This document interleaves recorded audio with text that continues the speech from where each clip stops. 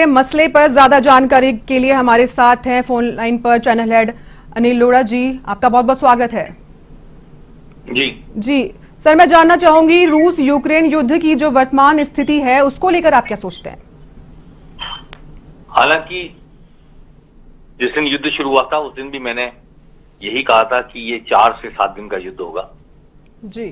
अधिकतम 7 दिन और न्यूनतम 4 दिन। आज तीसरा दिन है और तीसरे दिन रूस की सेना कीव में घुसी तो है, लेकिन यूक्रेन ने उन्हें कीव से बाहर खदेड़ने का दावा किया है। एयरपोर्ट तक पहुंची है लेकिन एयरपोर्ट के अंदर नहीं घुसी है अभी रूस की सेना, हालांकि एयरपोर्ट बंद है। जहां तक दावों का सवाल है, दोनों तरफ से युद्ध भी जारी है और दावे भी जारी हैं। रूस ने दावा किया है कि यूक्रेन के 211 ठिकाने, सामरिक ठिकाने उसने ध्वस्त कर दिए हैं जी, जहां से यूक्रेन युद्ध कर सकता था। ऐसे 211 केंद्र उसने ध्वस्त कर दिए और यूक्रेन ने भी स्वीकार किया है कि उसके 10 अफसर सहित 137 नागरिक मारे गए हैं।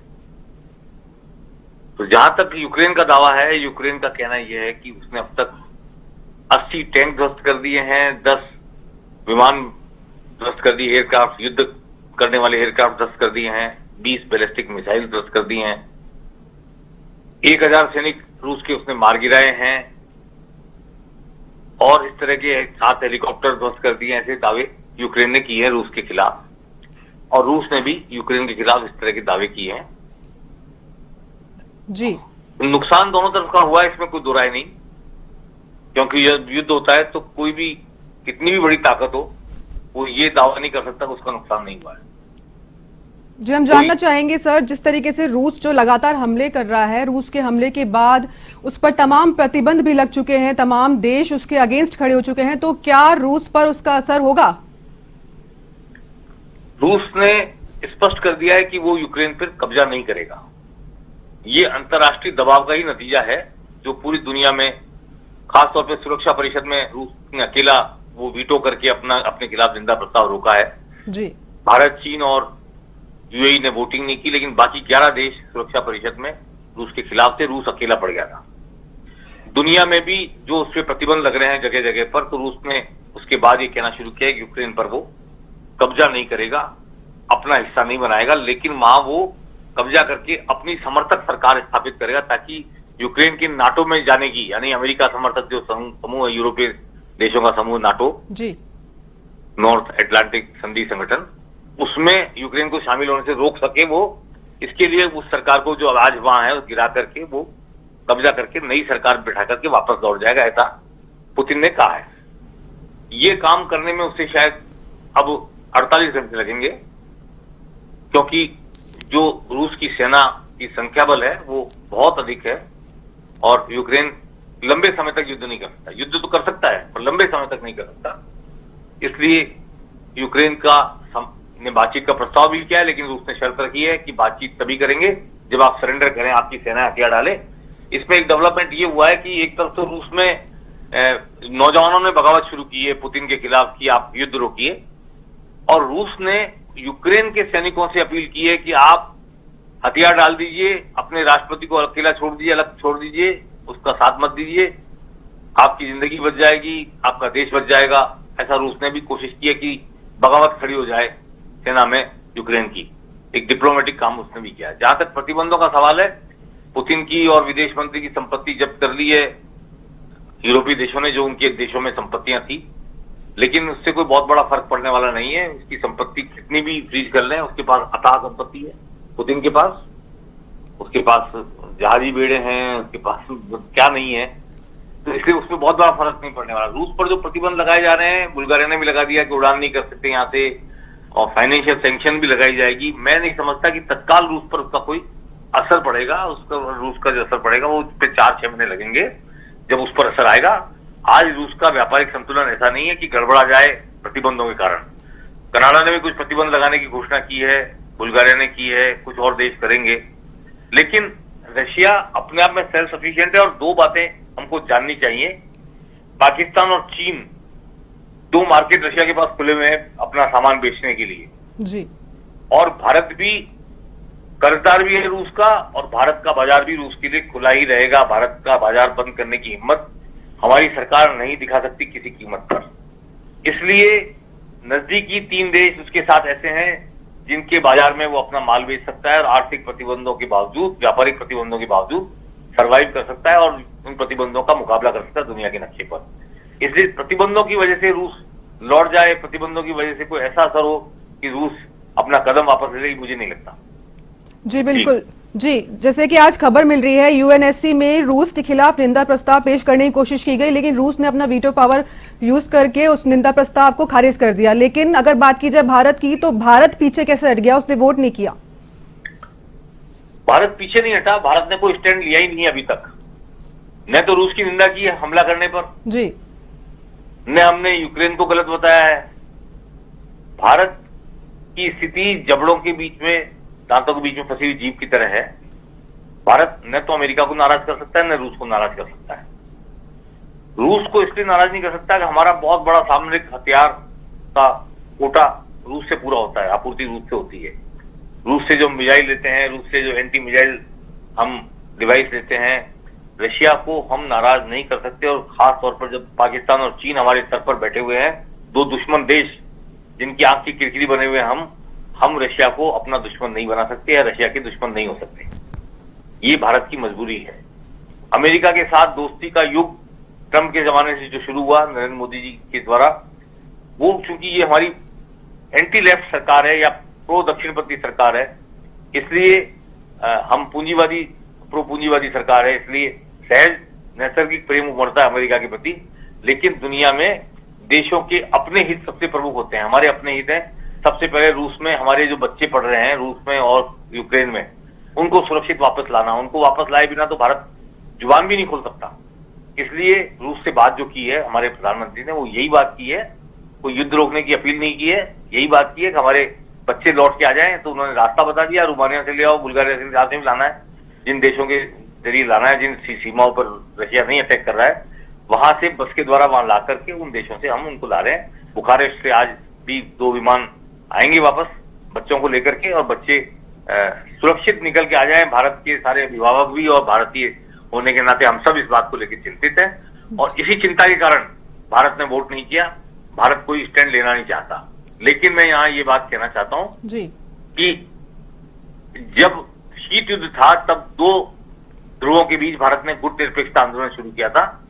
अब गुट निरपेक्षता आंदोलन नहीं है, भारत का स्टैंड नहीं लेना गुट निरपेक्षता का प्रतीक नहीं है, बल्कि हमारा स्टैंड लेना हमारे राजनीतिक, सामरिक, विदेश नीति संबंधी हितों की साधना का हिस्सा है।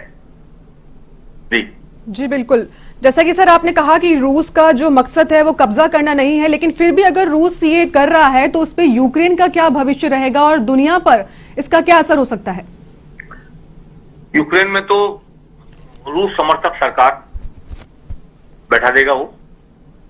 सबसे बड़ी बात ये, जब से सोवियत रशिया का पतन हुआ और विघटन हुआ, 17 देश बने, तब से रूस के मन में ये दर्द सता रहा है कि वो दुनिया की सबसे बड़ी ताकत होते हुए भी अपने साथ के जो देश थे उनको अपने साथ बना के नहीं रख पाया और सब अलग हो गए। पुतिन का ये अभियान आगे चल के यूनाइटेड सोवियत रशिया, जो सोवियत संघ जिसको कहते थे, उसको रीयूनिफिकेशन की एक कोशिश के रूप में मैं देखता हूं। और फिर से रूस कोशिश करेगा वो वापस से यूएसएसआर बन जाए, और जो ग्लासनोस्ट के तहत जो आजादी दी गई थी, खुलापन लाया गया था, उसको छोड़ करके वापस पुतिन एक बंद सोसाइटी की तरफ जाना चाहते हैं। एक वामपंथी हो ना हो, लेकिन रूस अपने आप में सोवियत संघ वापस बन जाए, इस कोशिश में जाएंगे। तो जो देश यूक्रेन को का हाशिया देखेंगे वो स्वतः ही रूस के हिस्से बनते चले जाएंगे, रूस के साथ संधि कर लेंगे या रूस के साथ व्यापारिक संबंध बना करके, या वापस ही एक यूएसएसआर का गठन हो सकता है, औपचारिक रूप से भी मैं ये कहना चाहता हूं। दूसरी सबसे बड़ी बात ये कि यूक्रेन पर हमला करके सफल होता हुआ रूस दुनिया के लिए नजीर पेश करेगा। कल चीन ताइवान पर हमला कर सकता है जी। कल कोई भी देश, बड़ा देश, किसी पड़ोसी छोटे देश पे हमला करके उस पर कब्जा करके अपनी समर्थक सरकार बैठा रखता है। ये नजीर दुनिया के लिए बहुत खतरनाक होने वाली है, ये मैं कहना चाहता हूं। इसके अलावा सबसे इंपॉर्टेंट बात ये कि 2 चीजें हैं जो बिल्कुल बिल्कुल जिनका कोई असर नहीं रह गया था दुनिया पे। एक नाटो देशों का संगठन उसको पुनर्जीवित कर दिया रूस ने। ये जो अमेरिका, पोलैंड, फ्रांस, जर्मनी, ये जो देश हैं, ब्रिटेन, इन सबको उसने चौंका दिया है। उनको जो एक मदोशी के हाल में जी रहे थे उनको वापस होश में ला दिया है। और नाटो संधि संगठन जो है वो वापस से पुनर्जीवित होगा, ताकतवर होगा, एक्टिव होगा। और यूक्रेन को नाटो में शामिल करने से ऐतराज करने वाले फ्रांस भी अब गलती मानने लगे हैं। और ये संगठन के देश वापस एकजुट होकर के सक्रिय होंगे और दुनिया के नक्शे पर एक नया शीत युद्ध हमको देखने को मिलेगा। रशिया, चाइना उसमें एक तरफ हो सकते हैं, पाकिस्तान के साथ हो सकता है, और दूसरी तरफ नाटो देश हो सकते हैं, America, Canada, France, Germany, great Britain, ये सारे देश एक तरफ हो सकते हैं जी। तो एक नए शीत युद्ध की शुरुआत हो चुकी है। बस हम दुनिया से, भगवान से, जो भी जिस भी भगवान को जो लोग मानते हैं, कामना करें ये शीत युद्ध महायुद्ध में, विश्व युद्ध में ना बदले। और इसमें दूसरी बात जो मैं कहना चाहता हूं, गुटनिरपेक्ष आंदोलन जो नेहरू के जमाने में शुरू हुआ था, नेहरू, नासिर और टीटो ने शुरू किया था पूरी दुनिया में। हम न लेफ्ट के साथ हैं, न राइटिस्ट के साथ हैं, न अमेरिका के साथ हैं, न रशिया के साथ हैं। वो गुटनिरपेक्ष आंदोलन भी फिर पुनर्जीवित हो सकता है जी। लेकिन अब मुझे नहीं लगता कि भारत उसका नेतृत्व कर पाएगा, क्योंकि भारत में जो सरकार है वो उन सिद्धांतों पे जो नेहरू के द्वारा प्रतिपादित थे, नासिर, टीटो के द्वारा प्रतिपादित थे, उनमें बिलीव करने वाली सरकार नहीं है। और भारत की वो स्थिति भी नहीं है कि गुटनिरपेक्ष आंदोलन का नेतृत्व कर पाए। लेकिन जब दुनिया दो ध्रुवों में बटेगी तो मैं ये इस संभावना को देख रहा हूं कि एक गुटनिरपेक्ष आंदोलन नए सिरे से फिर जन्म लेगा।